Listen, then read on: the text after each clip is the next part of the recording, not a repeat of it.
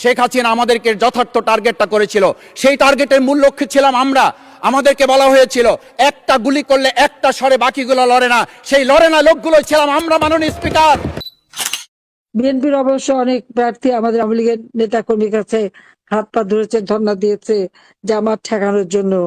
দয়া ধর্ম করে তারা ভোটও দিয়েছে। ক্ষমতায় যেতে না যেতে তাদের চেহারা পাল্টে গেছে। আমরা এখন বর্তমান সময় ভিডিও দেখতে পাই যে শেখ হাসিনা বাইরে থেকে বলেছিল আমরা এই দলকে ভোট দিতে বললাম, আর সেই দল আমাদের সাথে আবার বিশ্বাসঘাতকতা করেছে। আমরা সেই শেখ হাসিনার বক্তব্য শোনার পর আমরা কাউকে আজকে এখানে বলতে শুনি নাই শেখ হাসিনার ওই বক্তব্য সঠিক নয়। এই মানুষ প্রতারিত হয়েছে, বেইমানি করা হয়েছে। আবার যদি গণভোট জুলাই সনদ নিয়ে এই জাতির সাথে প্রতারণা করা হয় তাহলে মূল্য দিতে হবে শুধু নয়, আবার আমাদেরকে 17 বছরের সেই জেল জুলুম নিপীড়ন গুম খুনের জায়গায় আমাদেরকে ফিরে যেতে হবে। আমরা যদি সেই 72-এর সংবিধানকে ভালোবাসি তাহলে এখানকার নেতৃবৃন্দ এবং মরহুমা বেগম খালেদা জিয়া নিজে বলেছিল আমরা সুযোগ পেলে এই সংবিধানকে আমরা ছুঁড়ে ফেলে দেব। আজকে বাংলাদেশ রক্ষা পেলে, তাহলে গণতন্ত্র রক্ষা পেলে এই সংবিধান হলো আওয়ামী লীগের একটি ইশতেহার। এই সংবিধানকে যেই দিন জনগণের সরকার আসবে সেই দিন এই সংবিধানকে ছুঁড়ে ফেলে দেওয়া হবে। এই সেই সংবিধানের প্রতি আজকে বর্তমান সরকারি দলের কেন এত প্রেম জাগ্রত হয়েছে এটা বাংলাদেশের মানুষের জানার অধিকার আছে। সবকিছু দেওয়া হবে, শুধু শেখ হাসিনার নীতিতে আপনারা আসেন। সেই নীতি তো ছিল 72-এর সংবিধান, সেই নীতি নিয়ে আজকে কেন এখানে এত কথা বলা হচ্ছে? আজকে সংবিধানের লাইন ধরে ধরে যদি আমাদেরকে এই কথা জানতে হতো তাহলে আমাদের নেতৃবৃন্দকে ফাঁসির মঞ্চে যেতে হতো না। আমার মতো ছোট মানুষের কাছে সে সময় ডিজিএফআইর কাছে প্রস্তাব এসেছিল আপনারা কি চান, মন্ত্রিত্ব চান, দেশ পরিচালনা চান, সবকিছু দেওয়া হবে, শুধু শেখ হাসিনার নীতিতে আপনারা আসেন। সেই নীতি তো ছিল 72-এর সংবিধান, সেই নীতি নিয়ে আজকে কেন এখানে এত কথা বলা হচ্ছে? গণভোটের বিরোধিতা করার অর্থ হচ্ছে আমরা আয়নাঘরকে সমর্থন করতে চাই। গণভোটের বিরোধিতা করা মানে হচ্ছে 70% মানুষকে আমরা অন্যায্যভাবে তাদেরকে আবার ধিক্কার জানাতে চাই। আবার যদি গণভোট জুলাই সনদ নিয়ে এই জাতির সাথে প্রতারণা করা হয় তাহলে মূল্য দিতে হবে শুধু নয়, আবার আমাদেরকে 17 বছরের সেই জেল জুলুম নিপীড়ন গুম খুনের জায়গায় আমাদেরকে ফিরে যেতে হবে। আমি মনে করি পরিষ্কার বক্তব্য, গণভোটের প্রতি সমর্থন না জানিয়ে জুলাই সনদকে যদি আজকে ইগনোর করা হয় তাহলে আমাদেরকে কিন্তু আবার সেই গুম খুনের আয়নাঘরের দিকে আমাদেরকে ধাবিত করা হবে। আসসালামু আলাইকুম রহমতুল্লাহ। সুপ্রিয় দর্শক, দীর্ঘদিন পর সংসদ তার উত্তরসূরি খুঁজে পেয়েছে। শহীদ আল্লামা দেলোয়ার হোসেন সাঈদী, শহীদ মতিউর রহমান নিজামীর পর এবার তাদের উত্তরসূরি ডক্টর শফিকুল ইসলাম মাসুদ ভাই 5 মিনিটের মধ্যে সংসদ কাঁপিয়ে দিয়েছে। সংসদ কাঁপাতে 10 মিনিট লাগে না, আধা ঘন্টা লাগে না। দর্শক, মাসুদ ভাইকে সময় দেওয়ার কথা ছিল 8 মিনিট, সেখানে 5 মিনিট সময় দিয়েছে। 5 মিনিটেই সংসদ কাঁপিয়ে দিয়েছে। তো দর্শক, মাত্র 5 মিনিটের মধ্যে এতগুলো বিষয় উত্থাপন করেছেন ডক্টর শফিকুল ইসলাম মাসুদ ভাই, যা ভিডিওর শুরুতে সামান্য অংশ আপনারা শুনলেন। তো এখন আপনাদের পুরো বক্তব্যের ভিডিওটা দেখাবো। তো আপনাদের প্রতি অনুরোধ রইল আপনারা পুরো বক্তব্যটা দেখে যাবেন এবং মাসুদ ভাইয়ের এই বক্তব্য আপনাদের কাছে কেমন লেগেছে সেটা অবশ্যই কমেন্ট করে জানিয়ে যাবেন। তো বেশি দেরি করব না, চলুন আমরা মাসুদ ভাইয়ের সেই সংসদের ঝড় তোলা বক্তব্যের ভিডিওটা দেখে আসি। মাননীয় স্পিকার, আপনি জানেন আজকে আমরা যখন এখানে দাঁড়িয়ে কথা বলি তখন আমাদেরকে এটা ভাবতে হচ্ছে যে আমরা কথা বলতে গিয়ে আবার বিগত 17 বছরের কোনো একটা বৈষম্যের মধ্যে পড়ে যাচ্ছি কিনা।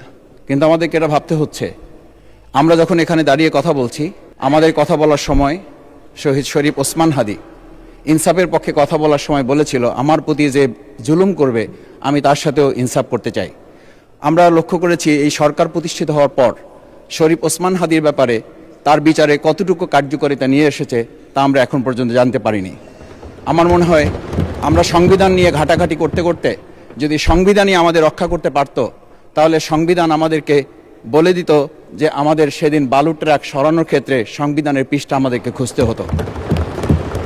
সংবিধান যদি আমাদেরকে রক্ষা করতে পারত তাহলে 72-এর সংবিধানের আলোকে আজকে আমাদের এখানে থাকার কথা না, আমি শফিকুল ইসলাম মাসুদ আমার এখন জেলখানায় থাকার কথা। সংবিধান যদি মানতে হতো তাহলে আমাদের মাননীয় প্রধানমন্ত্রী বাংলাদেশে থাকার কথা না, ওনার দেশের বাইরে থাকার কথা। সংবিধান মানতে হলে বর্তমান স্বরাষ্ট্রমন্ত্রীর এখন দেশের বাইরে থাকার কথা ছিল। সংবিধান মানতে হলে যে বাচ্চাদেরকে আজকে এখানে শিক্ষা দেওয়া হচ্ছে, দীক্ষা দেওয়া হচ্ছে, কিংবা তাদেরকে কোনো কোনো ক্ষেত্রে জাসদের সাথে তুলনা করা হচ্ছে, সেই বাচ্চাদের নিয়েই আমরা এই সরকার দলের লোকদেরকে, সরকার দলের সম্মানিত নেতৃবৃন্দকে আমরা চোখের পানিও ফেলতে দেখেছি, আবার কাউকে কাউকে কথা বলতেও শুনেছি যে এই সমস্ত বাচ্চাদের আমরা তাদের শিক্ষার্থীদের আন্দোলনের সাথে আমাদের কোনো সম্পর্ক ছিল না। আমরা খুব লজ্জিত হই মাননীয় স্পিকার, আমাদের এই বর্তমান সময়ে আমরা যদি এটা খেয়াল করি যে আমাদের বাংলাদেশের এই বর্তমান প্রেক্ষাপটটা নতুন করে এখন যে গণভোটের যে আজকে ন্যায্যতা অন্যায্যতা, সাংবিধানিক পৃষ্ঠা, লাইন, অক্ষর, দাড়িকমা আমাদেরকে শেখানোর চেষ্টা করা হচ্ছে, যদি সেটা হতো তাহলে বাংলাদেশ জাতীয়তাবাদী দলের সম্মানিত মহাসচিব তিনি কয়েক হাজার পুলিশের বেষ্টনীর মাঝখানে একা একটা মোবাইল নিয়ে তাকে আমরা দাঁড়িয়ে থাকতে দেখেছি, তখন সংবিধান আমাদেরকে রক্ষা করতে পারে নাই। মাননীয় স্পিকার, আমি 350 মামলা নিয়ে 7 মাসের ব্যবধানে আপনিও আমার 2-1টা মামলাতে আপনি আমাকে সহযোগিতা করেছেন, সেটা এই সুযোগে ধন্যবাদ জানাতে চাই। আমার 350 মামলা জামিন করতে 7 মাস সময় লেগেছে, আমার বের হতে সময় লেগেছে 4.5 বছর। আমি সেই 4.5 বছরে 3 বার রিয়ারেস্ট হয়ে 2 বার গুম হয়েছি। আমি তখন ডিজিএফআই, এনএসআই, ডিবিএসবির কাছে জানতে চেয়েছিলাম আমার সামনে দিয়ে বড় বড় নেতারা বের হয়ে যাচ্ছে, আমার অপরাধটা কি? তখন বলেছিল তারা হুমকি না, হুমকি হচ্ছেন আপনারা। আমাদেরকে যখন শেখ হাসিনার শেষ সরকার নিষিদ্ধ করেছিল তখন তারা 14 দল মিটিং করে বলেছিল এই জামাত শিবিরই হচ্ছে সবচেয়ে বড় সমস্যা, তাদেরকে নিষিদ্ধ করলে এই আন্দোলন থেমে যাবে।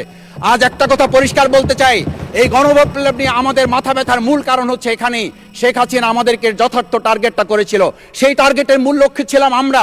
আমাদেরকে বলা হয়েছিল একটা গুলি করলে একটা সরে বাকিগুলো লড়ে না, সেই লড়ে না লোকগুলো ছিলাম আমরা মাননীয় স্পিকার, যার কারণে আমাদেরকে তারা ভয় পায়। আমরা এখন বর্তমান সময় ভিডিও দেখতে পাই যেই শেখ হাসিনা বাইরে থেকে বলেছিল আমরা এই দলকে ভোট দিতে বললাম আর সেই দল আমাদের সাথে আবার বিশ্বাসঘাতকতা করেছে। আমরা সেই শেখ হাসিনার বক্তব্য শোনার পর আমরা কাউকে আজকে এখানে বলতে শুনে নাই শেখ হাসিনার ওই বক্তব্য সঠিক নয়, এই মানুষ প্রতারিত হয়েছে, বেইমানি করা হয়েছে। আবার যদি গণভোট, জুলাই সনদ নিয়ে এই জাতির সাথে প্রতারণা করা হয় তাহলে মূল্য দিতে হবে শুধু নয়, আবার আমাদেরকে 17 বছরের সেই জেল জুলুম, নিপীড়ন, গুম খুনের জায়গায় আমাদেরকে ফিরে যেতে হবে। আমি মনে করি পরিষ্কার বক্তব্য, গণভোটের প্রতি সমর্থন না জানিয়ে জুলাই সনদকে যদি আজকে ইগনোর করা হয় তাহলে আমাদেরকে কিন্তু আবার সেই গুম খুনের আয়নাঘরের দিকে আমাদেরকে ধাবিত করা হবে।